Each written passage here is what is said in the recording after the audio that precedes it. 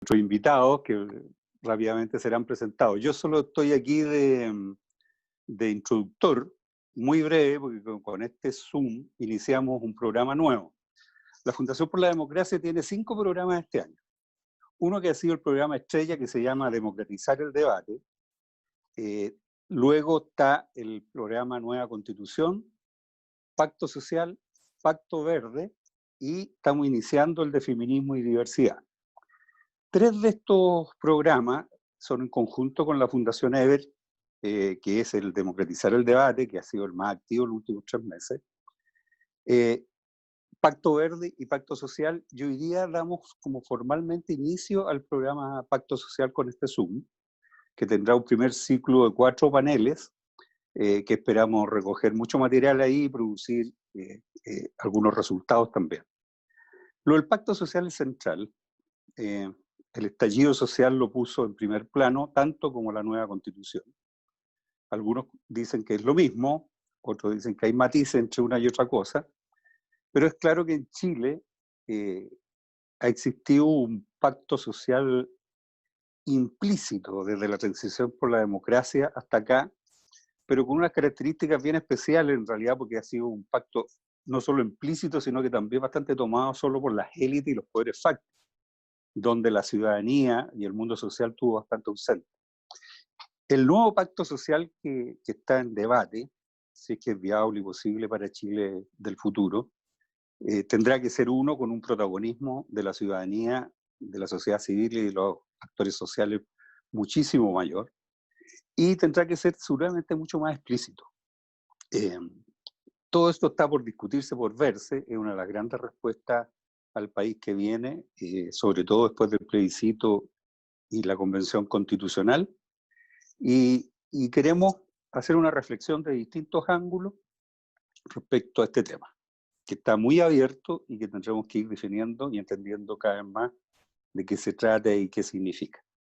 Así que espero que esta sea una buena partida. Los dejo con Rodrigo Villegas, que es el encargado del programa Pacto Social, uno de los otros jóvenes intelectuales más prometedores de la Fundación por la Democracia, así que esperemos que lo demuestre todo este tiempo. Muchas gracias y los dejo con Rodrigo. Muchísimas gracias, Víctor. Era nuestro director ejecutivo de la Fundación por la Democracia. Darle una gran bienvenida a todos, todas que se están sumando, tanto por la transmisión de Zoom como la transmisión de Facebook Live. Contarles un poco el contexto. La Fundación por la Democracia está abriendo este programa de Pacto Social junto con la Fundación Eber, y también, como nos comentaba Víctor, tiene relación con que no solamente vamos a tener que tener una ardua conversación constituyente, que versará más bien sobre los principios legales, constitucionales que tenemos que darnos como sociedad chilena, pero también hay algunos elementos que no van a estar escritos en la Constitución y que dicen relación con el pacto social. Por eso nos hemos dado la tarea de hacer este ciclo que va a durar todos los jueves de agosto, de 6:30 a 8 de la tarde. Tenemos una gran partida con 2 gigantescos panelistas que ya los voy a presentar. Quisiera partir por Katia Araujo. Ella es doctora en Estudios Americanos del Instituto de Estudios Avanzados de USACH, IDEA, licenciada en Psicología, Convención en Psicología Clínica en la Pontificia Universidad Católica del Perú. Es directora hoy en día del Centro Núcleo Milenio, Autoridad y Asimetrías de Poder, el NUMAP, investigadora de la esfera familia y el área de teoría y política del mismo centro, profesora investigadora de IDEA y de la Universidad de Santiago de Chile. Sus últimas 2 publicaciones, porque la lista es más larga, son El miedo a los subordinados, una teoría de la autoridad del 2016, lo pueden encontrar en LOM, y recién comentábamos una gran publicación, un trabajo muy, muy, muy interesante que se llama Hilos tensados para leer el octubre chileno, disponible gratuitamente en la página editorial USACH.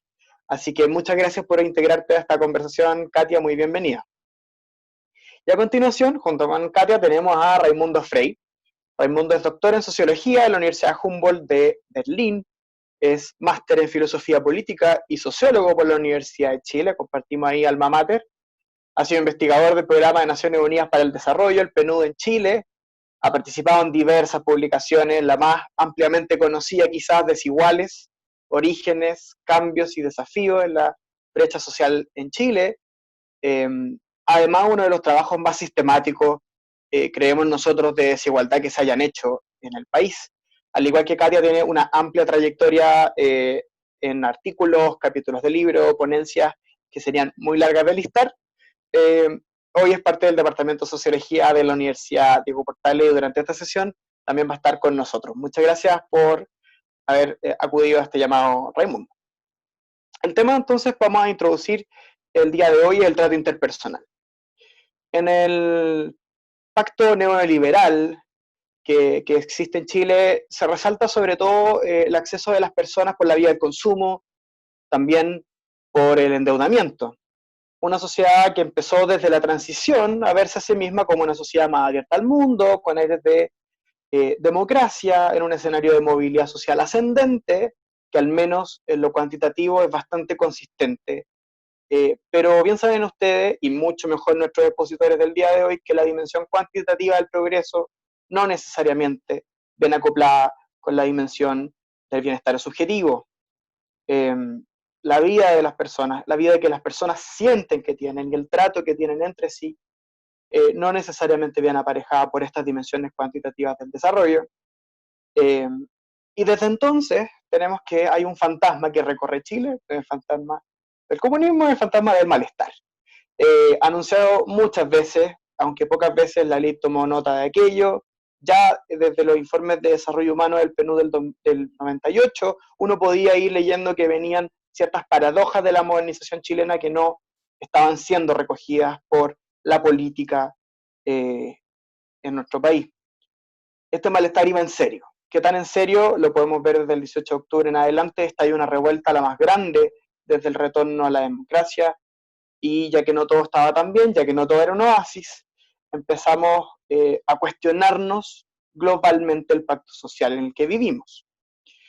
Entonces tomó esta decisión de empezar este ciclo con ustedes haciendo un zoom literal y también figurado sobre cómo son las interacciones de quienes habitamos este territorio, eh, que no solamente somos chilenos, somos extranjeros, somos mapuches, somos de diversas identidades, y la idea de hoy día es cuestionarnos cómo estamos interactuando, no solamente para comprender las dimensiones del problema, y eso también es bien importante, sino que también para dar luces de cómo repensamos, cómo co-construimos nuevas formas de trato, nuevas formas de conversación en el nuevo pacto social, y que es un concepto que no solamente atraviesa transversalmente al estallido, sino que se revela su herida más profunda en la pandemia misma, y cómo la hemos ido viviendo. Dicho toda esa introducción, quisiera darle la palabra a Katia y que nos comente desde su punto de vista cómo ve y qué elementos puede traer a esta conversación que puedan ser útiles para abrir la conversación. Bueno, antes que nada, muchísimas gracias por la invitación y muy contenta de estar aquí esta noche. El problema que se ha planteado es el problema del trato interpersonal, y cuando uno tiene un problema o un tema, yo creo que hay como tres cosas básicas que uno hace, que es tratar de dar cuenta de que el problema existe, tratar de explicar las razones que han confluido o que confluyen para que ese problema exista y persista, y finalmente tratar de pensar cuáles serían las vías para enfrentarlo. Y eso es más o menos lo que voy a hacer en los 20 minutos que más o menos me han dicho que podría tener para hacer esta presentación. Una de las cosas, todo lo que voy a decir, tengo que decirlo, viene de las investigaciones que yo creo que hace, no sé, alrededor de 15, 20 años vengo haciendo sobre los efectos de las transformaciones estructurales en el lazo social, en el caso de Chile. Y solo para empezar, porque me parece que es muy importante poner el contexto, la tesis, hay dos grandes cuestiones o dos grandes tesis que he venido defendiendo y que creo que valen la pena decirlas porque son las referencias. Una es que el contexto, la condición histórica actual en el caso de Chile está marcada, uno, por el modelo económico, la instalación de un modelo económico y societal que es el neoliberal, y la segunda, por grandes empujes a la democratización de las relaciones sociales, que no quieren decir, por supuesto, que se hayan completamente democratizado, pero que hubo un gran empuje especialmente a partir de los años 90. Esto ha puesto las condiciones históricas de la sociedad chilena. Y entonces yo creo que eso es esencial. Estos dos elementos estructurales lo que hicieron fue que cambiaron, y esto es un camino de 40 años, hace varias décadas, que fueron cambiando gradualmente las exigencias que las personas tuvieron que comenzar a responder en sus vidas ordinarias para poder sostener su vida social. Y estos cambios que se dieron por diferentes razones que quizá podré abordar, pero solamente lateralmente hoy, produjeron el momento que yo creo que nos encontramos, o el que encontró octubre a la sociedad chilena. Un momento de recomposición de los principios, de las legitimidades y de las racionalidades sociales que habían organizado nuestra vida en común. Y esta recomposición no es octubre del 2019, es una recomposición que ha venido lentamente, un empuje a una recomposición, a una reconfiguración que ha venido lentamente dándose en las últimas 2 décadas. En el contexto de esta recomposición, que tiene muchas aristas de las que uno podría hablar, una de las cuestiones que apareció de manera muy importante en los trabajos que he venido desarrollando es la existencia de una creciente irritación relacional, una irritación en las relaciones ordinarias entre las personas y las instituciones, pero también en las relaciones entre las personas. Y esta irritación relacional, ¿no? Es visible, lo que decía. Primero tratemos de ver, ¿no? De probar que esto existe como tal, y voy a dar algunos ejemplos rápidos de lugares donde uno puede mirar esa irritación relacional, que no es solamente la institución, que no solamente es los otros, que no solamente es el gobierno, y que no solamente son las figuras, que es una irritación ordinaria, constante. Uno lo puede ver, por ejemplo, voy a dar algunos ejemplos, en cómo los estudios van mostrando un aumento muy importante en la conflictividad entre vecinos, ¿no? Los estudios están refiriendo constantemente un aumento en la conflictividad entre los vecinos. En el aumento de la violencia contra la escuela, que es muy importante y que no solamente tiene que ver con las demandas, no estoy hablando solamente de las demandas o las movilizaciones de estudiantes, sino una violencia contra la escuela ordinaria y una violencia en la escuela ordinaria. En las relaciones laborales, buena parte de las personas se quejan en el país de que el mundo laboral es un mundo complicado, y voy a tomar por muchas razones, salarios, vemos todo eso, pero una de esas razones es porque son espacios irritados, en donde hay que sobrevivir el chaqueteo de los colegas, hay que vivir la irritación constante, la relación con el jefe superior, etcétera, o los superiores, etc. Otro ejemplo, sin duda, que lo he usado varias veces, es el metro y las interacciones en el metro. El metro se ha convertido en la metáfora más importante usada hasta antes del de octubre del 19, me parece, para hablar sobre la vida social en Chile, y una de las cosas más, y la palabra o la metáfora utilizada para hablar sobre esa experiencia en el metro, a su vez, ha sido la idea de la jungla, en donde todos éramos tratados como animales, y todos nos tratábamos unos a otros como animales. Es decir, esta cuestión de aquí gana el más fuerte, y una especie de presencia extendida de la ley del más fuerte. O las experiencias en las calles. El último libro no ha sido Hilos Tensados, sino un libro más, que se llama Las calles, un estudio sobre Santiago de Chile, que también salió en LOM, y salieron paralelamente, bueno, uno es la Universidad de Santiago y otro en LOM, que es una investigación que hicimos sobre las calles, en donde además Raimundo Frey también participó, era parte del equipo de este trabajo, de este libro que hicimos, es que es un libro conjunto. Pero yo quería mencionar de este libro una cuestión que es bonita, que no es bonita, pero que es del trabajo que llevó ese libro. La manera en que muchas personas, mujeres, sobre todo mujeres de una cierta edad, afirmaban que ya no querían ir al centro de Santiago, que había sido parte de su diversión, porque ir al centro de Santiago, mujeres mayores por supuesto, significaba exponerse a que las empujen, a que las maltraten porque caminan muy lento, porque son mujeres de la tercera edad, digamos, de eso estoy hablando, y que entonces todo ese placer que era ir a vitrinear había desaparecido en estas interacciones que se volvieron cada vez más irritadas, en cuando uno va por la calle, vuelvo a traer un testimonio, y alguien a uno lo empuja, en vez de pedirle perdón o disculpas, a uno le llega un reto porque uno se puso en el camino del otro, que es como uno estaba por ahí.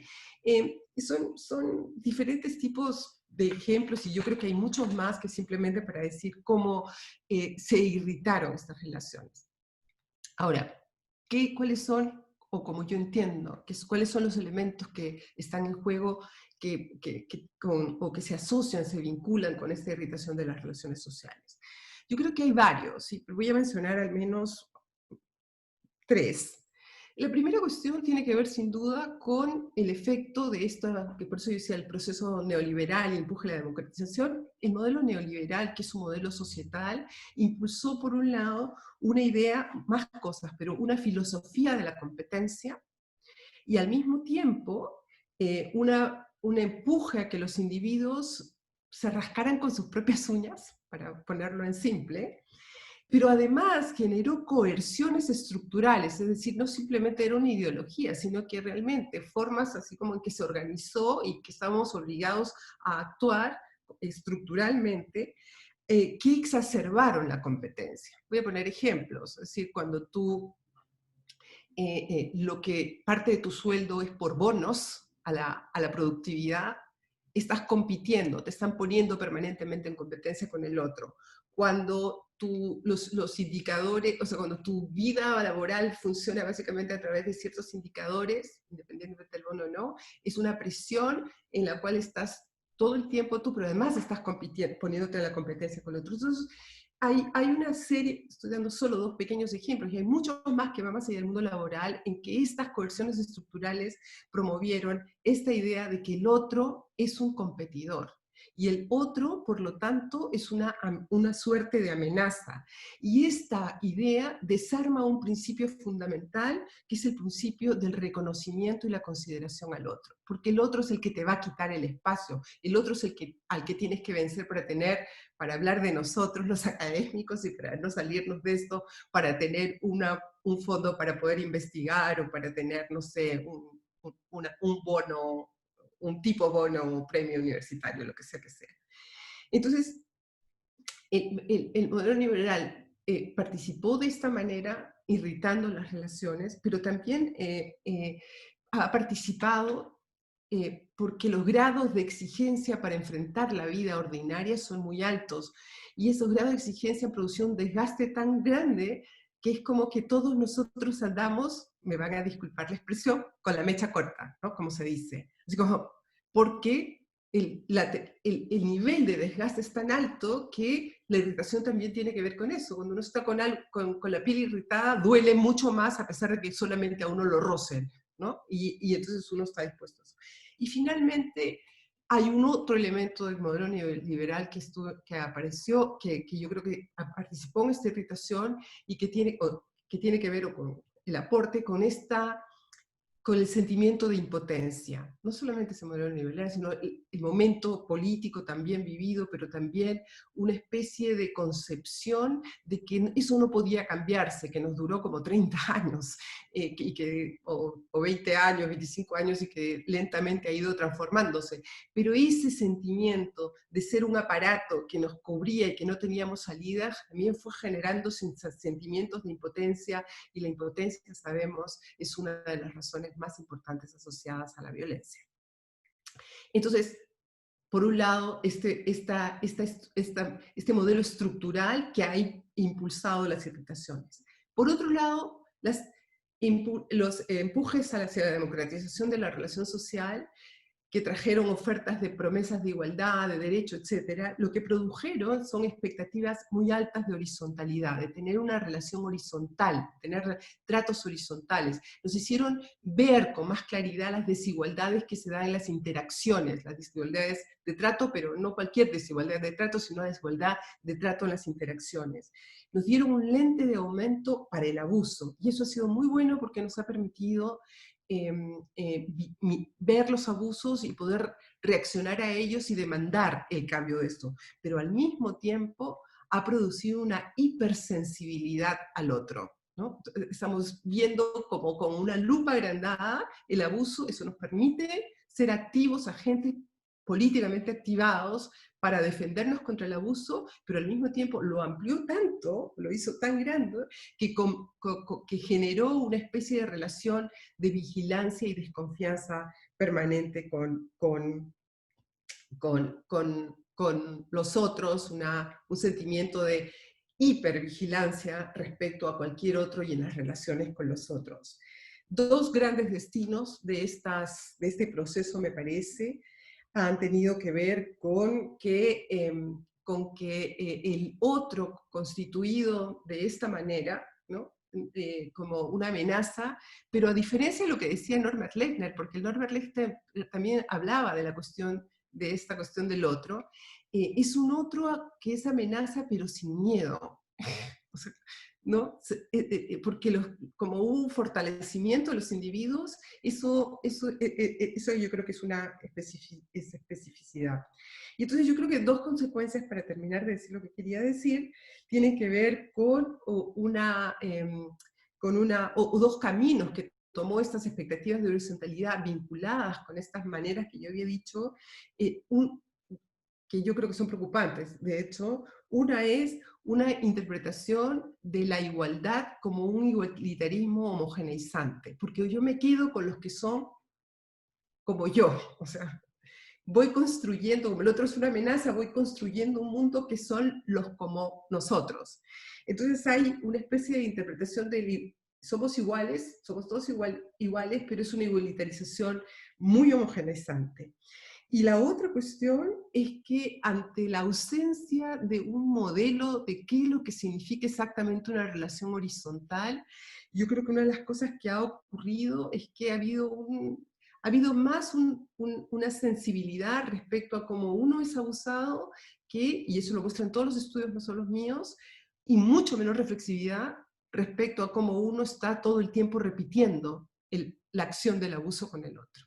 Está repitiendo el autoritarismo con el otro, está repitiendo el uso de los privilegios con el otro. O sea, se construyó básicamente como del lado de la víctima, de quien sufre, y mucho menos de cada uno de nosotros como un repetidor de estas lógicas que están en juego. Y finalmente, bueno, tenía una más, pero yo creo que ya me estoy como recontrapasada de tiempo, así que mejor me voy al tercero. Voy a solamente mencionar la tercera. Había dicho el empuje de democratización, la cuestión del modelo liberal, y la tercera cuestión es que voy a decir solo rápido, es que de las lógicas relacionales, que el principio de horizontalidad, la expectativa de horizontalidad se chocó con lógicas tradicionales, y ese choque ha sido muy complicado porque ha hecho que la gente se desencante de la promesa y que es una de las razones, yo creo, también de la distancia con las instituciones, con los otros, etc. Pero a mí lo único que quisiera decir ahí, que de todas esas lógicas tradicionales, todas han sido puestas en cuestión, excepto una que se ha mantenido a lo largo de este tiempo, que es una lógica que ordenaba nuestras relaciones bien históricamente, que es la lógica de la confrontación de poderes. Es decir, que lo que no se ha cuestionado es que las cosas en la vida social, las situaciones, los conflictos, o la vida en general social, o tener algo más o tener algo menos, o tener algo más o menos, se logra a partir de una mostración de tu poder respecto al otro, una confrontación de poder. Se ha puesto en cuestión la lógica de la jerarquía naturalizada, se ha puesto en cuestión los privilegios, se ha puesto en cuestión el autoritarismo, pero la idea de que las cosas se resuelven a partir de quién tiene más poder que el otro y lo moviliza de manera más exitosa, no se ha movido, y eso yo creo que también es preocupante. Última cuestión entonces, ¿qué hacer? Yo pienso que esto es muy complicado, porque en realidad ha sido muy complicado además porque en el 2009 yo publiqué un libro que se llama Habitar lo Social, y la última parte, la última página de ese libro dice algo así como, en realidad, era el 2009, en realidad la política tiene que hacerse cargo de estos temas. La política tiene que hacerse cargo de que en realidad estas interacciones que parecen niñas, que parecen que no se pueden tocar, que tiene que hacerse cargo de ellas, mirarlas de cerca, porque este nivel interaccional es resultado de lógicas sociales más estructurales, pero también ellas son lo que va a definir la adhesión o no de estos individuos y estas personas al mundo social en el que viven. La política se tiene que hacer cargo de eso porque la democracia, y lo sigo pensando, depende de esos individuos y depende de esas relaciones. La democracia no es un ente abstracto, es un ente vivo. Bueno, pero en la política no se dio, o sea, pasaron mucho tiempo y me parece no ha sido un tema. Yo creo que en parte porque es difícil tomarlo, pero creo que es indispensable, y yo diría que, y eso es algo que hay que construir, ¿no? Los sociólogos general, o yo soy menos de intervención, son mucho más de investigación, así que lo malo conmigo es que generalmente puedo decir qué pasa, no sé muy bien cómo exactamente hay que hacerlo, pero yo diría que de todas maneras una primera cuestión es abrir el diálogo y visibilizarlo, y sobre todo en un momento como hoy en que las responsabilidades personales para la reproducción de estas irritaciones es muy bajo. En segundo lugar, yo creo que hay que visibilizarlo, pero explicando los resortes que están en juego en esto. O sea, no simplemente decir somos todos malos, nos portamos mal, no, explicar cuáles son los resortes que están en juego y de qué manera esas maneras y esas lógicas que nosotros reiteramos tienen que ver con una cuestión social, no es individual. Creo que tiene que ver con un mensaje muy fuerte de que los cambios y el mundo nuevo que enfrentamos, no solamente estamos enfrentando un nuevo pacto social, sino que estamos enfrentando una nueva manera de hacer mundo, porque el mundo nos está exigiendo cosas nuevas. Exige, la verdad, pensar que los cambios no son institucionales solamente, y que las instituciones ni lo jurídico lo va a resolver, y que una parte importante del mundo que queremos construir pasa por vencer al enemigo que cada uno tiene dentro. Y yo creo que eso es esencial. Eso. Muchas gracias, Katia. Mucho que poder ir descomponiendo, y ya vamos a tener un rato para poder hacerlo. Raimundo, desde donde tú ves el tema, ¿qué pudieras aportar? Bueno, muchísimas gracias por la invitación. Un honor compartir este Zoom con una maestra y amiga como es Katia. Yo básicamente he leído todo lo que ella ha producido, por lo cual trato de copiarle lo más que pueda y robarle sus mejores ideas. Y tomé mucha nota y básicamente aprendí, como siempre. Yo creo que, dado esta ya iluminadora presentación de Katia, yo voy a centrarme en algunos aspectos que son similares, pero quizás abren otras perspectivas, pero reconociendo que la pregunta es central. Así, a mí me parece que, tal como lo plantea Katia, la pregunta sobre las relaciones interpersonales, el trato, emergen de un diagnóstico que yo creo que se ha consolidado, por así decirlo, que nos damos más conciencia de ello. Katia resume muy bien esta idea de irritación interaccional. En todo el espesor del sentido de humillación, del sentirse menospreciado, pasado a llevar, yo creo que han adquirido un lenguaje, una conversación cotidiana, pública, y es bueno, le estamos encarando, estamos haciendo las preguntas correctas, en un momento de mucha tensión, en un momento en que en Chile se están haciendo grandes preguntas, y por eso me alegra que podamos plantear la pregunta. Ya el hecho que la planteemos me parece central. Ahora, cuesta muchísimo dar una respuesta cuando uno trabaja tanto tiempo en hacer el diagnóstico y deja tan poco espacio para hacer las recomendaciones, para ver las salidas. Uno se demora muchísimos años en comprender qué es lo que está en juego, y bueno, un mal de sociólogos, ¿no? Que nos demoramos mucho en tratar de ver la luz y desentrañar los tejidos que componen la vida social, para que después nos preguntan, bueno, ¿y cómo se destraban estos nudos? ¿Qué es lo que hay que hacer? Y ahí es donde nos cuesta mucho avanzar. Aún así yo me quiero arriesgar, tirarme a la piscina con ciertas intuiciones que traten de plantearse, bueno, cómo se cambian estas relaciones con todo lo que ha explicado la Katia. Yo no voy a repetir lo que ella ha dicho, pero creo que todo lo que ella ha dicho es central. Pero antes de que quiero formular 3 intuiciones, quiero despejar dos grandes salidas que están dentro de la discusión actual, me parece. Una ya la mencionó Katia al final, que cuando hablamos de cambiar relaciones interpersonales, el orden institucional no basta. Y esto es súper importante decirlo, porque lo que estamos en juego hoy día es sobre una discusión del orden institucional a partir del debate constitucional. Y obviamente el debate constitucional es central, nos va a abrir un espacio de diálogo.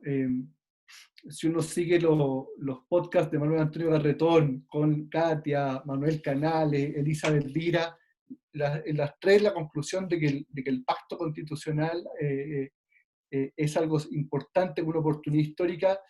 Nadie puede desmentir eso, probablemente es uno de los grandes mecanismos para destrabar el conflicto, pero efectivamente las relaciones, las interacciones son difíciles de ordenar por ley.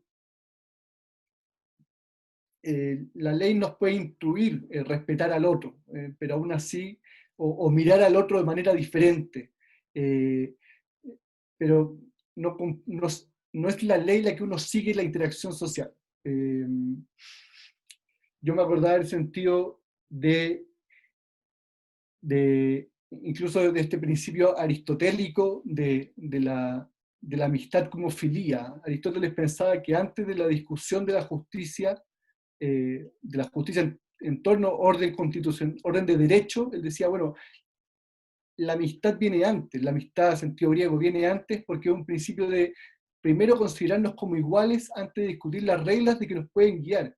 Y ese sentido de mirarnos como iguales, respetarnos mutuamente, es muy difícil que la ley lo logre instaurar. Es un principio de sociabilidad, de construcción del vínculo, que la ley no te lo puede ordenar. Se puede hacer muchos grandes trabajos a nivel de evitar discriminación, y buena parte de los trabajos en sociología más normativos, desde Habermas, pasando por Honneth, Fraser, apuntan a evitar la discriminación a partir del orden institucional. Pero hay un orden interaccional que no es regulable por ley, y lo que estamos hablando aquí, en estas relaciones interpersonales, necesitamos pensar más allá de la ley, y es súper difícil. De hecho voy a volver a un tema institucional más rato, que me parece central, pero aún así quiero poner la dificultad del momento en que estamos para pensar estos temas. Un segundo punto es, que me parece central, es el tema del orden distributivo. En muchas de las ocasiones cuando discutimos temas de trato o de desigualdad de trato, se pone el tema de que el orden distributivo va a cambiar esto. Es decir, si logramos una redistribución de recursos mejor, el fin de los privilegios, vamos a tener un orden interaccional distinto. Y esto tuvimos hace poco una discusión sobre propuestas de mejorar cohesión social con sociedad civil, con grandes grupos, y salía esta idea ya de que está cambiando el debate desde una idea de reconocimiento a un tema distributivo, y que el otro se queda atrás. A mí me parece que no se está quedando atrás y sigue siendo central pensar los temas de reconocimiento. Digo, son dos caminos que hay que despejar que son centrales, obviamente, en la discusión chilena actual, pero que no agotan los problemas del orden interaccional. Dicho eso, voy a aprovechar primero para hacer propaganda al libro de las calles, que es un libro muy hermoso que editó Katia, en el cual me tocó trabajar la composición el rol de la mirada en el lazo social. Desde la sociología interaccional ha sido muy importante poner énfasis en cómo la gente se mira, cómo las personas se miran mutuamente y qué relaciones se establecen a través de la mirada. Esto fue central en Simmel, en Goffman, en grandes sociólogos que se preguntaban, bueno, ¿cómo hace la gente en la relación social para interactuar? ¿Cómo lo hacen a través de la mirada? ¿Cómo se regula una mirada cívica en el cual se respeta al otro? Y en ese orden, que es un largo recorrido, y analizando materiales del propio libro Desiguales del PNUD, habían tres figuras que resaltaban sobre el rol de la mirada en el lazo social chileno. Y yo quiero partir de estas tres figuras para pensar qué cosas se pueden cambiar. Una primera figura que resaltaba era la no mirada. Grupos excluidos socialmente que se sienten que no los miran en la interacción cotidiana. Es bien relevante, son cosas que uno va procesando, discusiones actuales, una discusión ahora con dirigentes de campamentos, donde la misma figura permanecía, no nos ven. Yo creo que en el centro de la exclusión hay un tema de no ser mirado. Y creo que un primer campo de trabajar a nivel de grupos excluidos muy duros es un trabajo de visibilización. Yo diría que, una intuición mía, yo diría, hay un trabajo de visibilización social donde se le pide a la persona ser mirado, ser reconocido, pero también es una mirada presencial, es una mirada de que me hagan parte del vínculo social. Yo creo que en parte Goffman decía que una de las formas de crear maltrato era el non-treatment, era el no tratar al otro a través de la mirada, ni siquiera lo miras. Es una forma muy sutil de crear distancia. Yo creo que hay uno de los trabajos de la mirada, del lazo, es trabajar sobre esas formas de visibilización en grupos altamente excluidos. Una segunda figura que resaltaba en los materiales que trabajábamos en ese estudio era la mirada menospreciativa, donde era muy fuerte la idea de que en el lazo social se me miraba en menos, se me hacía sentir parte de un mundo distinto, ya sea por de dónde venía la ciudad, por mi educación. Y yo creo que parte del nuevo pacto, o lo que estamos tratando de plantear, es como quebrar esta imagen del menosprecio, ¿no? Y ahí hay dos o tres intuiciones. Una es que, aquí es más complicado lo que voy a plantear, pero me parece que ese menosprecio a nivel de clases más elite, clase alta, es muy difícil de cambiar. Es muy difícil, y a mí en la pandemia a veces me he dado cuenta de que eso sigue siendo muy fuerte, una idea menospreciativa, donde no jugaría mis fichas, por así decirlo, del cambio. Así, hay ciertas élites reluctantes a pensar que el otro son igual, y eso es muy atávico en esta sociedad chilena, y por lo que no apostaría a mi cambio hacia allá. Pero sí hay un tema del menosprecio que Katia con Martuchelli referían al tema del menosprecio institucional, de que son como las instituciones humillan en su forma de tratar a las personas.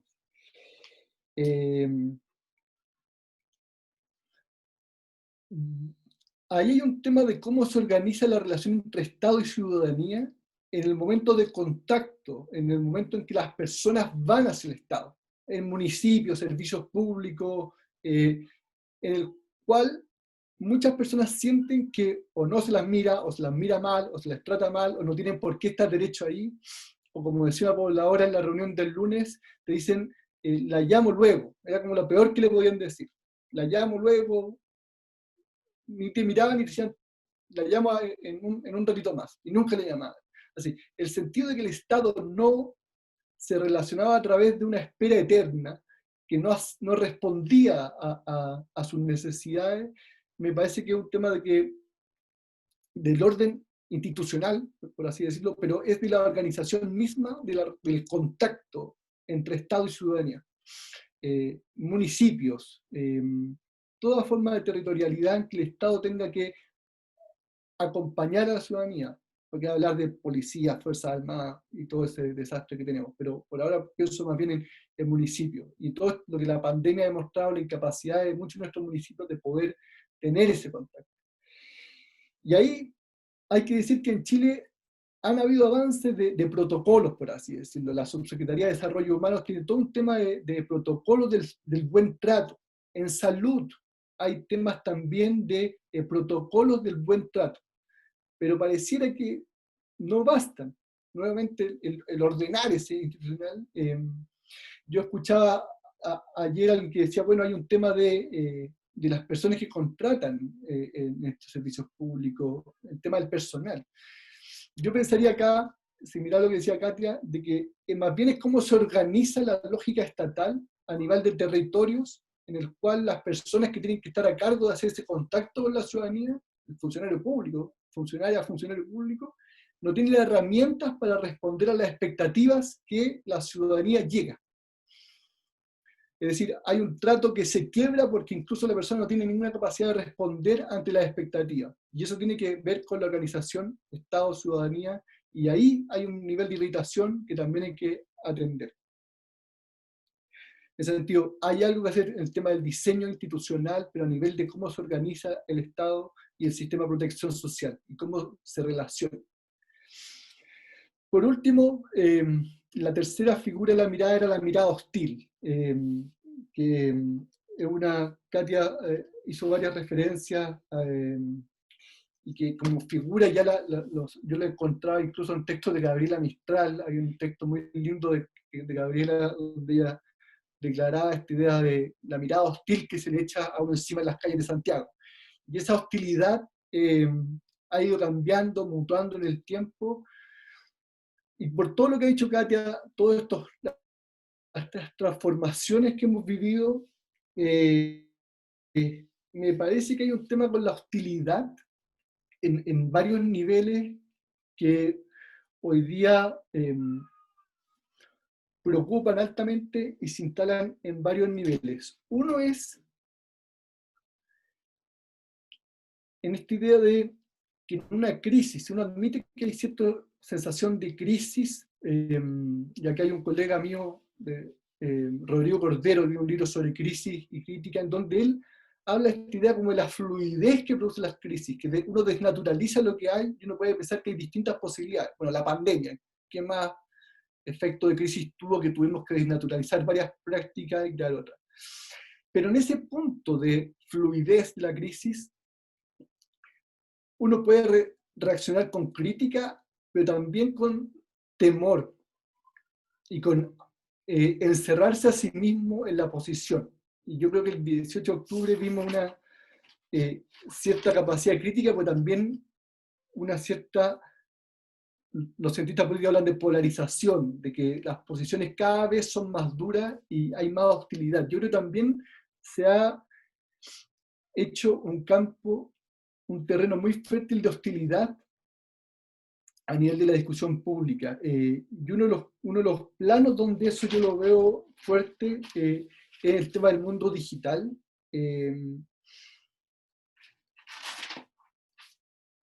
Especialmente porque en las redes hay ciertas prácticas que se acoplan, por así decirlo, entre lo que es la realidad vivida, experimentada, y y la experimentalidad más virtual. Por ejemplo, el acoso sexual. Muchas jóvenes lo viven en la calle, pero también, según alguna encuesta, lo viven en la red. Y hay ciertas estrategias de ir arrancando permanentemente de las plataformas de acoso. Cierro mi cuenta de Facebook y me voy a Instagram, cierro Instagram y me voy a TikTok. Tengo que ir arrancando de esta permanente hostilidad que me va persiguiendo en las redes. Algunos optamos por no tener redes y así vivir más tranquilos, pero hay algunos que tienen que les gustan las redes digitales y tienen que estar permanentemente viendo en eso cuál bloquear para poder más o menos tener una sensación de... Pero ahí yo creo que en ese tema digital, cuando uno abre los tweets que uno lo manda y ve los comentarios, hay un nivel efectivamente de lado y lado que las posiciones son durísimas y que se hace esta idea de crítica, pero también de hostilidad, que me parece interesante también de pensar en estos nuevos tratos, cómo involucrar un poco esta nueva tecnología. Por último, para cerrar, esto es todo un aprendizaje social muy fuerte.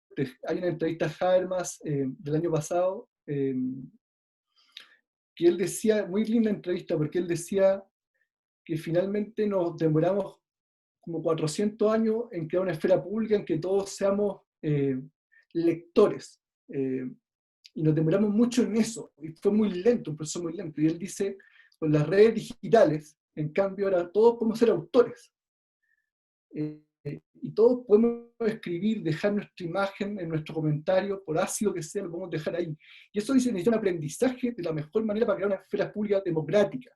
Pero muy acelerado ese proceso, se está haciendo demasiado acelerado. Y lo bonito de la entrevista, en verdad, es que Habermas dice, no sé. Habermas nunca dice no sé.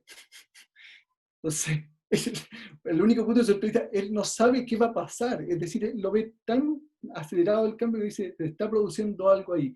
Y yo creo que en temas de trato y mundo digital, se está produciendo alguna interacción y también hay que, yo no sé tampoco, obviamente, si Habermas no sabe yo, cómo voy a saber yo, hay que preocuparse en ese tema de interacción. Eso. Muchas gracias por la escucha. Oye, muchas gracias, Raimundo. Solo quisiera hacer hemos navegado por hartas esferas del trato y de repente quizás más que hacerles preguntas dirigidas sería como repasar un poco los temas y pedirles reacciones. Efectivamente, Google me acaba de contar que el libro está a la venta en las calles de LOM y que me falló las redes, me han fallado. Pero me parece súper interesante la reflexión que se plantea, porque de alguna forma, no sé si hasta ahora habíamos dado una etiqueta, un apelativo a la calle como un lugar hostil desde el mundo de la política. Se ha visto muchas veces desde el mundo de la academia y hay sendos trabajos al respecto, pero pareciera que la política es media renuente a neutralizar la violencia de la ciudad neoliberal. O sea, o neutralizar de repente la dimensión, cómo ha sido la externalidad de la violencia a ciertas dinámicas que suceden en la ciudad, que en la ciudad neoliberal.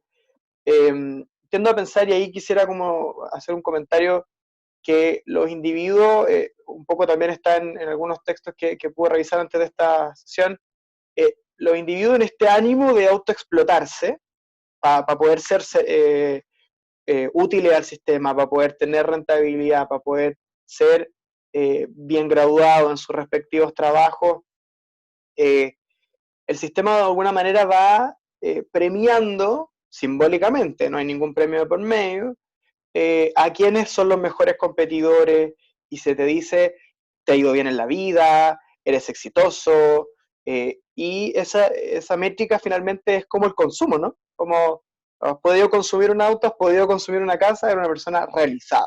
O tienes una cierta cantidad de bienes durables, eres una persona realizada. Y entonces vamos haciendo este match entre consumo y bienestar, ¿no? Que se supone que el consumo nos atrae aparejado bienestar y el consumo solo aparece como una métrica de la competencia, de que también hemos podido competir en el trato social, ¿no? Y también apalancado por mecanismos de crédito. Me parece muy interesante, y quizás volvamos ahí, hagamos doble clic ahí, que el tema de los privilegios aparece nombrado en las paredes de las ciudades recién en octubre y en adelante. Aparece antes en estudios como bien ustedes la producción de ustedes mismos y en otras producciones también académicas, pero el privilegio como un artefacto político problematizado, tensado, nombrado, Vox Populi, digamos, se demoró un tiempo en aparecer y aparece en estos lugares comunes de tú hablas desde tus privilegios o tú hablas de... y entonces empieza otro juego de culpabilidades que tiene que ver también con cómo yo y las otredades nos vamos relacionando, ¿no? Como tu privilegio de... y también la mirada interseccional, que yo creo que también es un avance muy importante y muy capital del feminismo, sobre todo como teoría política, para mirar la sociedad, digamos. La mirada social y política se está volviendo también mucho más interseccional. Viene ahora todo este fenómeno del conflicto de la Araucanía, tuvimos un Black Lives Matter en medio de la pandemia, donde la raza se aparece como un tema político central. Me quedé pensando sobre lo que decía Katia sobre la escuela, sobre el rol de la escuela y cómo la escuela moldea y sociabiliza individuos que reproducen la estructura social. Esto es viejo, no es nuevo, ya está en los trabajos de Bourdieu, algo atrás aparecía también en Althusser, y la familia también como un elemento que no logra, digamos, producir relaciones que no sean estas que la sociedad le impone, ¿no? Las familias no quiebran un poco con este espíritu neoliberal de la competencia, y entonces se le dice al niño o la niña, tienes que competir, porque de alguna manera, como a ti te vaya en este ranking social de la educación, es como tú vas a ser tratado en el mundo, y llegar a la profesionalización es vital, y en fin, ¿no? Y una última cosa que quizás también quisiera como poner en la mesa, solo para poner pelo en la sopa, es que la relación Estado-ciudadanía va a tener una cierta preponderancia respecto del tema constitucional, ¿no? De alguna forma, no es uno, sino que son múltiples los grupos rezagados del Estado.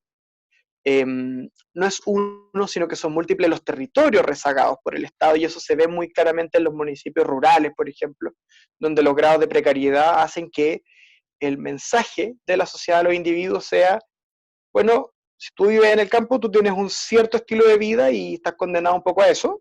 Si tú vives en la ciudad, tienes otro estilo de vida y estás un poco condenado también a sus externalidades positivas y negativas. Entonces, de alguna forma, ¿cómo,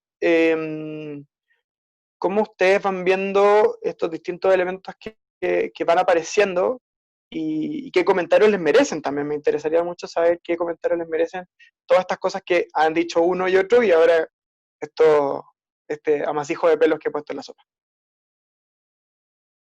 ¿Quién quiera partir?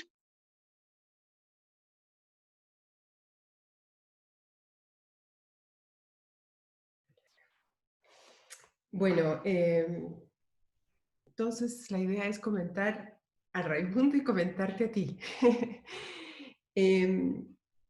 La, respecto, voy a empezar por el final. Yo, de tu comentario general, yo diría algunas cosas que creo que serían, o sea, que a mi juicio, el trabajo que he estado haciendo me indica, y que creo que son como cosas con las que uno tiene que tener cuidado, ¿no? Y una de las cosas, porque yo he hablado de la cuestión de cómo la competencia o la filosofía de la competencia y las formas estructurales, o sea, las condiciones estructurales también han apoyado, han reforzado esta irritación relacional. Pero es solo lo he mencionado como uno de los muchos ingredientes.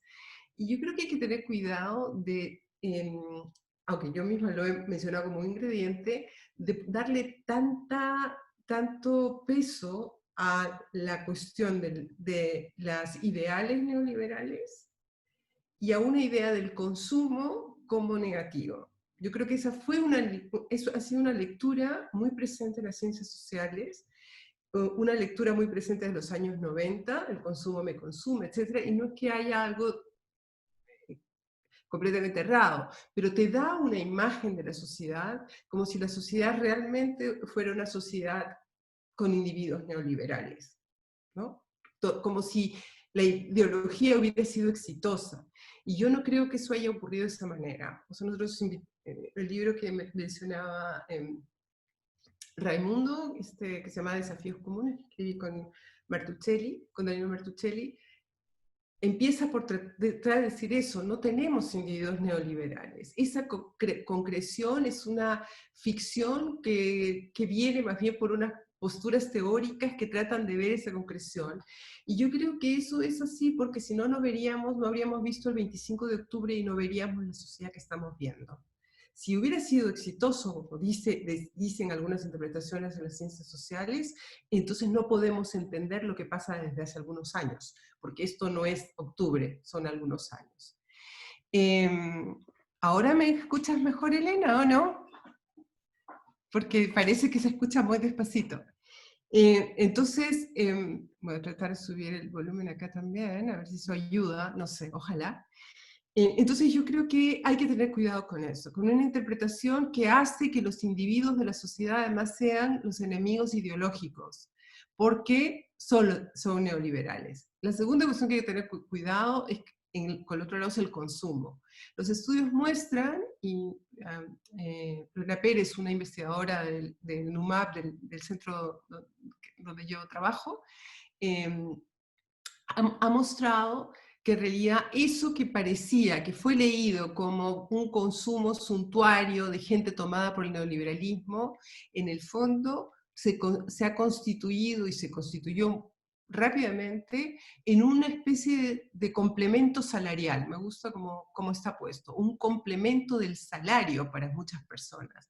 Y entonces el consumo no puede ser colocado en ese lugar de puramente suntuario, incluso si lo fuera, tampoco es tan malo, porque yo encuentro que, ¿no? Si alguien dice, va a usar la plata para sacar el plasma, para comprarse el plasma, bueno, pero es que si no puede ir al cine, tú puedes tener tu plasma y el otro no, o sea, hay algo de clase en ese argumento que es muy complicado, y creo que además ignora, la verdad, el carácter que ha tomado el consumo en el último tiempo. Entonces yo empezaría por decir que hay que tener cuidado.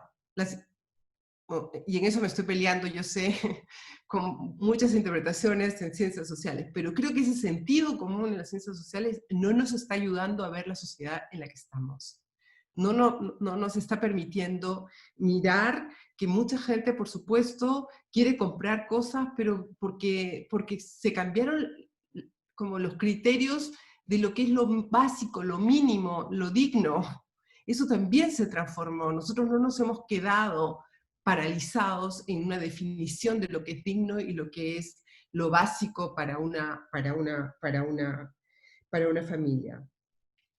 Eso yo diría. Entonces, tendría cuidado para no hacer de los problemas relacionales, interaccionales, un puro efecto del neoliberalismo. No lo son. Una parte también tiene que ver de la expansión, con la expansión de las promesas de igualitarización, de igualdad, que se leyeron como horizontalidad, que vinieron del Estado, que vinieron de los movimientos sociales, etcétera, y que han sido leídas también de maneras que son hoy preocupantes. Se mezclaron con otros procesos y al final esa idea de igualdad ha terminado, yo creo que tiene ciertos riesgos, es decir, una idea de horizontalidad, pero sin reconocimiento, es básicamente, reconóceme a mí, pero yo no te reconozco a ti, es fatal para una sociedad, ¿no? Cuando la cosa de la igualdad anula las diferencias, y entonces todo aquello que tú tienes, que es diferente, es un privilegio, que es algunas lecturas que han ocurrido, yo creo que también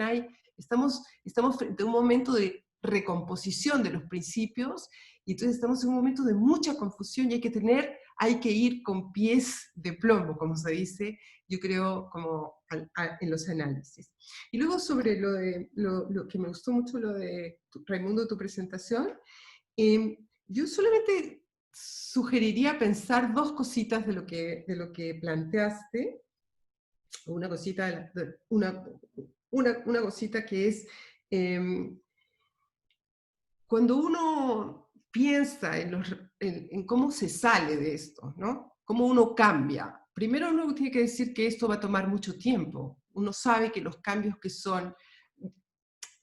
había esta larga discusión en los 80, 90, ¿no? Que lo más difícil, y la política lo decía y lo repetía, eran los cambios culturales, así la llamaban. Hoy no estamos hablando de los cambios culturales, estamos en otro registro que estamos incorporando, en mi trabajo, lo has incorporado en el tuyo también, el que es otra dimensión, que es la dimensión interactiva de las relaciones, del modo de trato, porque ahí se está expresando valores, legitimidades sociales, etcétera, etcétera.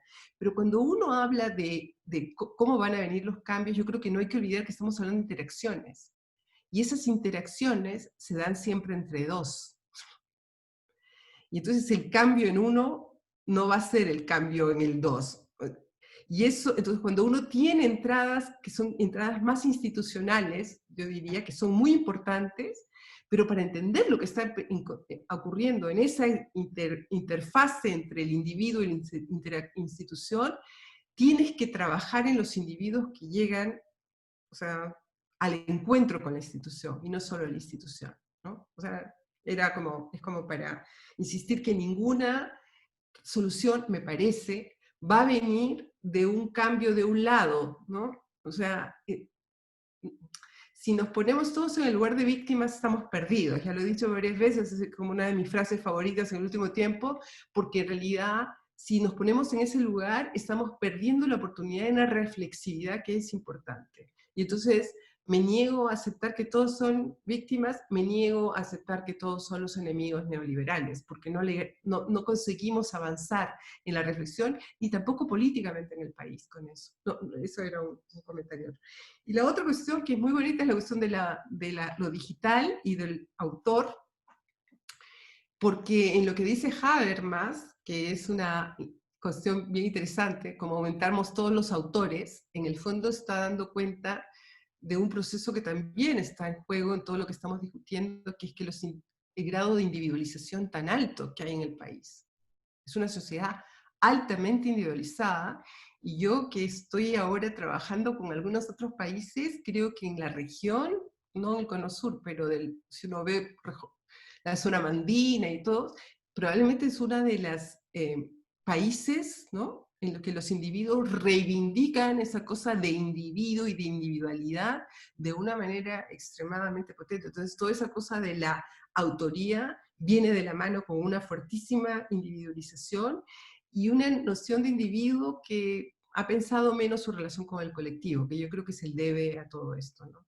No quiero parecer estar a favor del reclamo de la derecha de que pensamos solo en derechos y no deberes, pero hay algo de esta tensión con lo colectivo. Ese sería mi comentario. Muchas gracias. Solo un dato del consumo. Los bienes más requeridos a crédito son precisamente los bienes de la canasta básica de alimentación.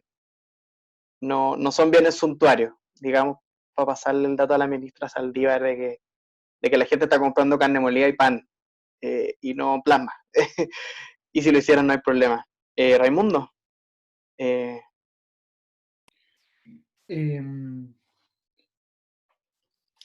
Sí, muy de acuerdo con los comentarios de Katia, y especialmente el tema de temporalidad, porque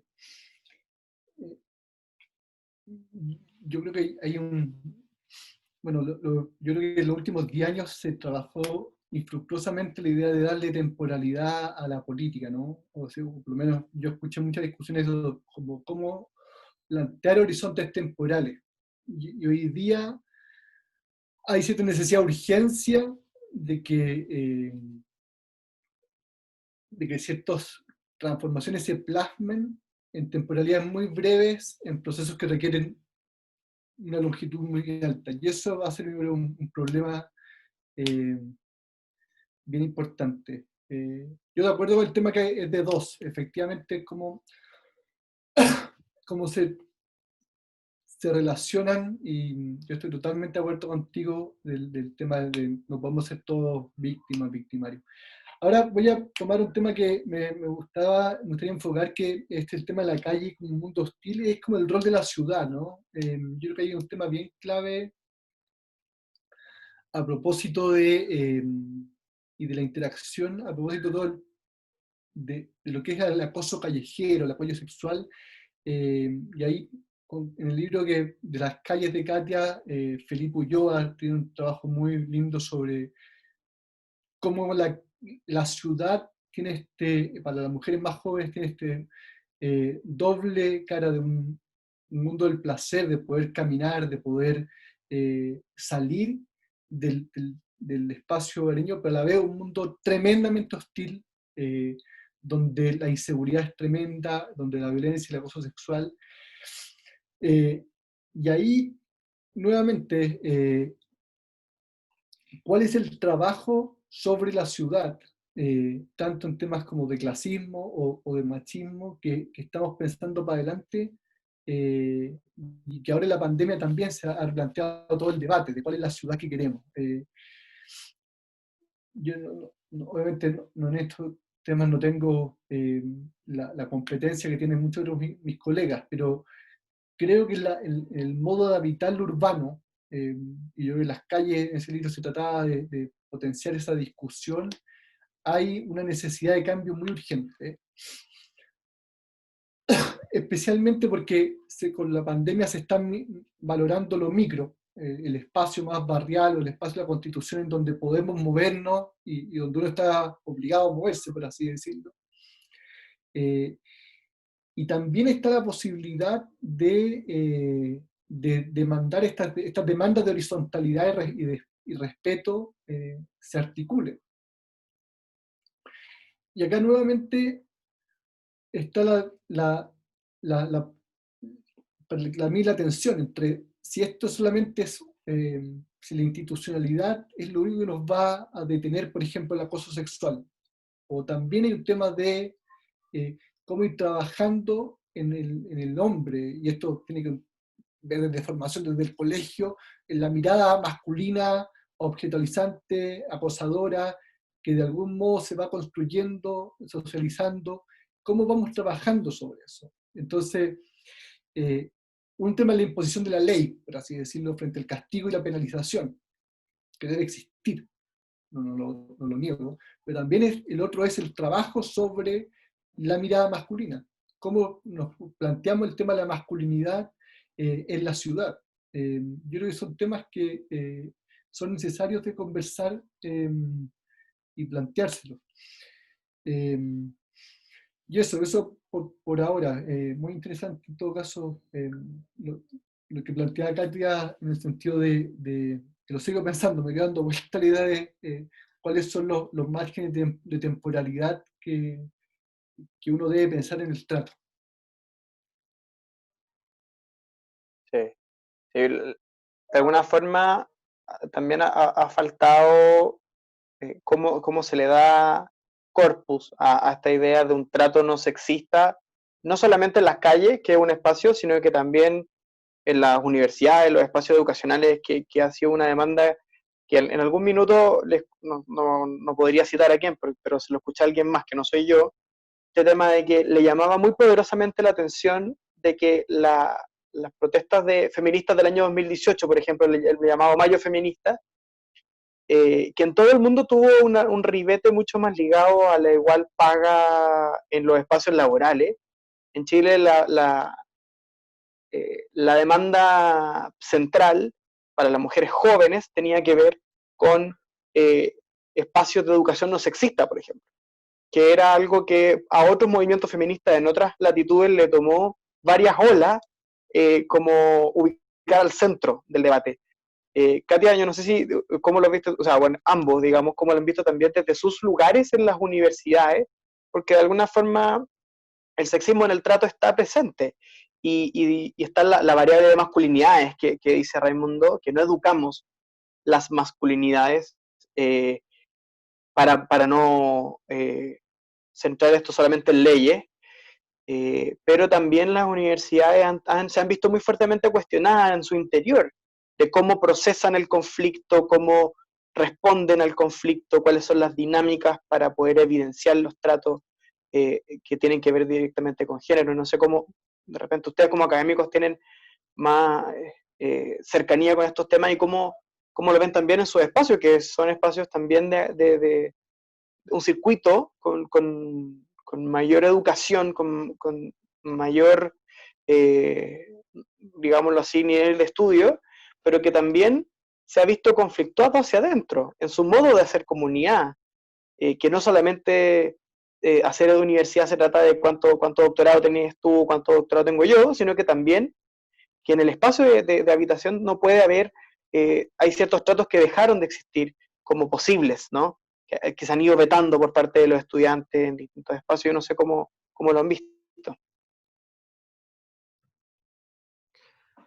Yo quisiera, para responder, tomar algo que tú has dicho, esta cosa de cómo aquí aparece en el movimiento feminista un reclamo como este, ¿no? Tan temprano en comparación con otros movimientos.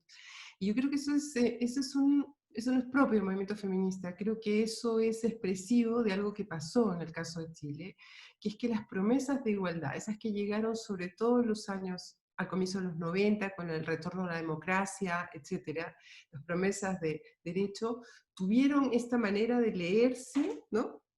Que era iluminar las relaciones interpersonales, las relaciones sociales.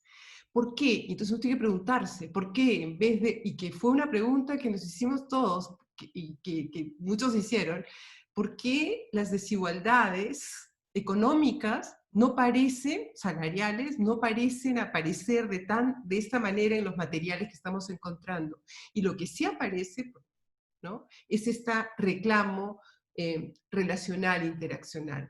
Y yo tengo he defendido la tesis de que eso resultó así porque en realidad una de las esferas que no se había movido era esta esfera relacional. Una esfera que se había quedado anquilosada con lógicas así, verticalistas, jerárquicas, rígidas, históricamente, en que o sea, habían promesas de modernización, etcétera, pero en realidad esas promesas de modernización nunca tocaban estos principios relacionales, estas maneras de concebir a cada uno de los individuos de base, que tiene que ver con muchas cosas de la política, pero en general. Entonces, es como si hubiera quedado una especie de enquistado extremadamente disonante en un país que se venía en términos discursivos modernizando materialmente, mejorando ciertas condiciones de vida, y esto resultó un elemento extremadamente importante y que yo creo que ha tenido el efecto de poner luz, y poner luz desde diferentes perspectivas, y también, por supuesto, el movimiento feminista que ha sido muy importante. Pero ahí lo que se ha puesto luz, yo creo, es, no solamente son estas formas del abuso, estas múltiples formas del abuso, ¿no? Yo siempre, o sea, en el año 2004 yo hice un trabajo de terreno que terminó publicado en el 2009, y el libro lleva el título Usos y abusos en la vida cotidiana en Chile, y el libro es sobre como una especie también de relato de los abusos y del abuso en la vida ordinaria. Y yo creo que esa cosa del abuso que estaba por todos lados tenía que ver con ese enquistamiento que luego efectivamente, y yo creo que ha sido muy bonito para mí, ¿no? Muy importante para mí verlo, como algo que en el 2004 aparecía en el material como un elemento hiperpresente en todos lados, encontró su camino de politización. Es un gran ejemplo de algo que encuentra su camino de politización y que encuentra una expresión política, ¿no? Con la idea del abuso, con la discusión, y luego con la bajada a cada una de las diferentes áreas. Por supuesto, el acoso, por ejemplo, pero también no es solamente de género, digo, también hay una cuestión muy importante en términos de clase muy importante, cada vez más importante y cada vez más politizada. Eso estaba en el 2004, de hecho ese libro en 2004 empezó, yo pensé que iba a ser el criterio esencial de análisis, el de hombres y mujeres, y yo encontré que el criterio principal con el que leían sus vidas las personas era de clase, y eso ha ido aumentando, eso ha ido politizándose también, pero también es generacional. Entonces es un proceso que no solamente con el feminismo, yo diría que es un proceso general de haber iluminado una esfera que era una esfera muy complicada, y que una vez que le pusieron luz, es como si uno pudiera abrirla y pasar a otras dimensiones, que es lo que tú decías, Raimundo, de entonces también lo distributivo comienza a aparecer, y aparecer cuando no había aparecido por mucho tiempo y tomar su lugar. Pero ninguna de las dos cosas va separada, me parece. O sea, cuando las personas, y es cuestión de escuchar, cuando las personas hacen demandas hoy, hacen demandas que son distributivas, por supuesto, pero son demandas de reconocimiento, son demandas de dignidad, son demandas que son realizadas con una gramática que es una gramática de oposición al abuso y que es una gramática relacional e interaccional muy importante. Pero además, y esto es lo último antes de darte la palabra, Raimundo, estos problemas, estas irritaciones relacionales, yo creo no son solamente, o lo que muestra el material, no son solamente entre personas que tienen relaciones de asimetrías de poder. El problema es que se extendieron incluso a relaciones simétricas, el problema entre vecinos, el problema entre compañeros o el bullying en las escuelas. O sea, se han ido extendiendo, o no sé si han ido extendiendo, pero no solamente se expresan en relaciones asimétricas, sino también simétricas. Y eso hace la complicación. Entonces, no solamente es un problema, cuando tú hablas de trato interpersonal, no estás hablando solamente de lo que pasa en las relaciones asimétricas, hombres, mujeres, o sea, asignaciones de poder, adultos, niños, entre etnias. No, estás hablando también de lo que está aconteciendo en estas relaciones simétricas. Y eso es extremadamente difícil y preocupante. Quizás incorporar ahí, Raimundo, ¿tiene respuesta para esto que estaba diciendo Katia?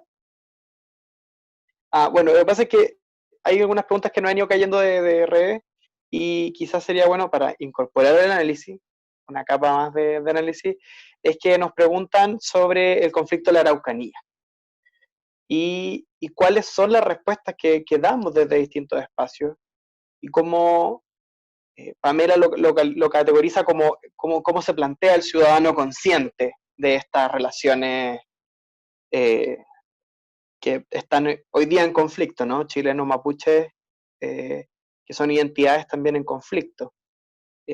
Quizá esa tecla no la hemos tocado tanto, que las identidades también, que no son clase, género, y también se han tomado un poco, y era un poco lo que decía hace algún rato, del yo y las otredades, ¿no? Como yo me estructuro a mí y voy nombrando al resto. También tiene que ver con cómo incluso eso llega a conflictos como este, que es un conflicto abiertamente político, ¿no? Es un tema muy, muy sensible hoy día mismo. Desde luego que no pretendo que lo abordemos en totalidad, pero me parece interesante que lo que plantea Pamela, que hablamos de trato y aparece esta categoría, ¿no? Que ha estado marcada quizás por el mal trato, también desde los chilenos. Raimundo. Es un tema que me gustaría que Katia conteste primero. A ver, yo creo que es un tema históricamente muy difícil, no es mi expertise, no tengo ni una capacidad para poder responder bien a este inmenso problema, pero dos o tres cosas que me llaman la atención. Uno es que si uno ve estudios desde el 2004, 2005, 2006, muchos de los problemas o los estudios que de los estudios que se enfrentaban al tema de la problemática indígena se leían desde una posición más desde clase. Estoy pensando en un texto de interculturalidad de Vicente Espinosa con Violeta Rabi, por ejemplo, la encuesta de interculturalidad, en un libro publicado del PNUD, en que ellos decían que muchos de los encuestados y respondentes se articulaban sus problemas de abuso, digo, población indígena, desde un sentido de exclusión desde la clase, y por eso muchas veces no salían los estudios de la problemática indígena. Y eso me parece que ha ido cambiando lentamente en el último año. Hay una cierta visibilización mucho más fuerte, por un lado. Por el otro, y esto ya es, son dudas que yo tengo personalmente, no sé si por lectura de datos de encuestas y otros estudios, que en general, comparativamente, cuando uno ve encuestas comparativamente a nivel mundial, Chile no es un país que el tema indígena sea como el país como más discriminador a nivel de la población. Así, que alguien, la pregunta tradicional es si a usted le molestaría que su vecino sea alguien que viene de una población originaria, un pueblo originario. Con otras poblaciones sí tienen problemas para decirlo, o por lo menos antiguamente ante un homosexual sí se decía, ya no, incluso eso ha cambiado. Y hay una cierta...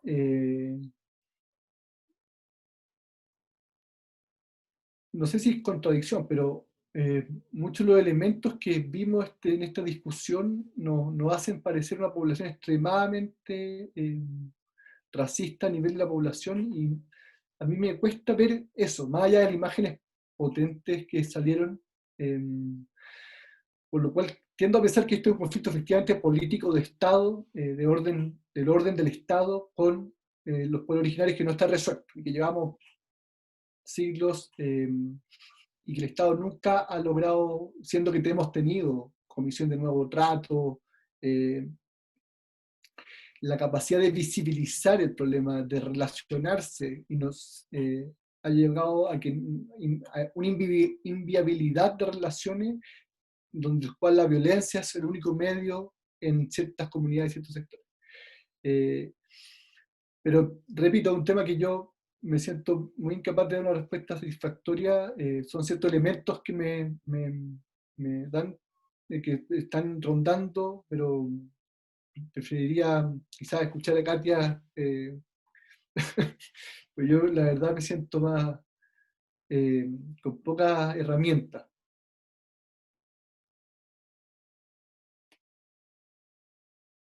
No, yo no voy a poder decir mucho más porque yo creo que es un problema, como dijo Raimundo, que es un problema político, que es un problema del Estado y que tiene que ser resuelto en esos términos y no convertido en un problema de otra índole, ¿no? O sea, si lo convertimos en un problema que es un problema de discriminación entre la población, yo creo que no quiero decir que no exista discriminación, pero ese no es el problema principal acá. Es un problema mucho más importante y atañe realmente al Estado. Y es un problema que tiene que resolverse políticamente, lo tiene que resolver el Estado. Eso es lo que yo diría, pero solamente lo puedo decir como ciudadana. La verdad, yo no tengo estudios en este campo, no conozco, y entonces no quisiera opinar sobre lo que no sé, pero puedo dar mi opinión como ciudadana y puedo decir sí que en términos como más globales, los problemas que son problemas interaccionales, los problemas que tienen que ver con las relaciones sociales y las interacciones sociales, no pueden realmente invisibilizar las responsabilidades o el carácter que tiene, que es mucho más profundo, yo creo, histórico, y que atañe, y los actores están claramente definidos. Luego de eso podemos hablar de discriminación, podemos hablar de abuso interrelacional, etcétera. Pero creo que no es el nivel en donde yo creo que hoy es importante tratar el tema, me parece. Que no haya que tratarlo, pero hoy no, para no distraer. No, por supuesto. Era para un ejercicio de incorporación de las opiniones que teníamos dando vuelta. Solo entonces nos restaría una ronda de cierre, palabras al cierre que quisieran incorporar, elementos que no hubieran podido decir en rondas anteriores, y nada, quien tenga ahí todavía temas en el tintero que quizás quisiera afirmar, cosa de poder darle un cierre a nuestro diálogo del día de hoy. Bueno, yo lo que quizá decir una sola cosa, que es que yo que he repetido varias veces que es un tema muy difícil porque tomará tiempo, porque en realidad como no es un problema, no se puede resolver de lo institucional, aunque lo institucional pueda poner algunos elementos. Tampoco es que no se pueda hacer nada, ¿no? Hay otros países que han intentado, Colombia, por ejemplo, o en el caso de Perú, intentos de generar campañas, de generar movimientos en torno a estas cuestiones de relaciones interpersonales, y ahí habría que poner atención en lo que aconteció, y en otros países también se ha hecho, no, o sea, que no es eso, pero la solución es mucho más compleja y toma más tiempo, pero yo creo que tenemos una gran ventaja, que la ventaja es que, y vuelvo a insistir, hoy estamos claros de que estamos en un momento de recomposición, ¿no? En que están abiertas las cosas. Y creo que es un momento de apertura que hay que poder utilizarlo para poner estas temáticas, porque me parece que los cambios que vienen no solamente son los cambios de una constitución, sino también yo creo que es un cambio en la imaginación sobre la vida en común y un cambio en la imaginación, ojalá fuera eso, sobre cómo vivir en el mundo que nos va a tocar vivir dentro de poco, ¿no? Y que queremos y sobre el que queremos influir para poder vivir en él. Y en ese contexto yo creo el mundo que viene y el mundo que por lo menos yo esperaría que venga, y el mundo por el que me gustaría luchar para adelante, es un mundo en que estas lógicas sociales, ¿no?, de confrontación de poderes, de autoritarismo, etcétera, etcétera, no estuvieran presentes, pero que tampoco estuvieran, o sea, y que estos caminos que están abiertos y que pueden ir para un lado, es decir, para una polarización que te lleve a micro autoritarismos, ¿no?, en las relaciones con las personas, no se dieran. Hay que estar muy atentos, pero creo que hay que reconocer que es un buen momento para abrirlos y para ponerlos y para el tema, y para reconocer que ese mundo, al menos que yo quisiera, un mundo más justo, solamente un mundo mejor para vivir, es un mundo, yo creo que tiene que incorporar esta dimensión. Y que es una novedad en la política, eso también. Entonces la política tiene que aprender, yo creo, así como la sintaxis, las gramáticas nuevas, de incorporar una dimensión que no estuvo incorporada en este tiempo como discusión. Muchas gracias, Katia. Raimundo. Bueno, agradecido también por el espacio, por la conversación, por escuchar. Disculparme por todos los errores, la incapacidad de plantear temas a veces poco claros, pero uno está tratando de plantear intuiciones. Me gusta la idea optimista de pensar de lo que viene, pero uno quería como un comentario como más desde cierta inseguridad, que es que este mundo de la política, que el que está haciéndose, que debe hacerse cargo, también las señales que uno encuentra en ciertos materiales, pensé en materiales que se recolectaron entre finales del año pasado y ahora, sobre un poco en la contaminación simbólica de todo lo político. Que parte, lo político tiene que hacerse parte de esta lógica, esta gramática, esta lógica de la presencia, pero también hay un dilema, o no un dilema, sino una crisis en que ciudadanía le cuesta mucho darle una segunda posibilidad al mundo de la política, en el sentido, o una nueva más. Entonces, reconectarse desde estas gramáticas también tiene que ser una posición de mucha escucha, de mucha presencia, de estar en los territorios cuando salgamos de esta maldita pandemia, pero estar ahí se exige una lógica de presencia, porque si no es muy fuerte la crítica a un mundo político que está enclaustrado, y se le ve enclaustrado, en el sentido, a nivel por lo menos de grupos de discusión, focus, que uno está escuchando, haciendo la contaminación de lo político como idea, como estructura institucional es muy fuerte. Entonces también hay que hacer un esfuerzo desde todos aquellos que valoran la política de reencontrarse en esa lógica presencial del trato. Y eso es trabajo territorial, de vinculación, volver con la política al territorio también. Eso. Muchas gracias nuevamente por el espacio, Rodrigo. Bueno, muchas gracias a ustedes por haber acudido a este llamado.